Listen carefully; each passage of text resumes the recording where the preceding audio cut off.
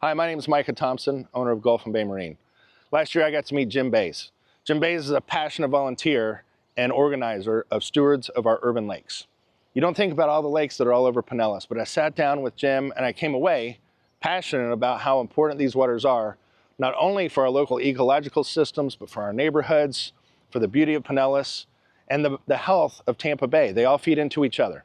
So Stewards of Our Urban Lakes is doing its first fundraiser in the fall that it's ever done at the St. Petersburg Yacht Club, Thursday, November 13th. We're honored to be able to host it. We want you to be there. We want you to invite your neighbors and your friends, even if they don't know what they're going to, even if they don't know how they can play a part. This is a group that's helping our community ecologically and in the Bay, day in and day out, with volunteers to be able to protect these lakes, preserve these lakes, and be good stewards of these lakes and our waters going forward. We want you to be able to be there, learn more about it, hear from local officials. It's a simple ask, 6 to 8 p.m. on a Thursday.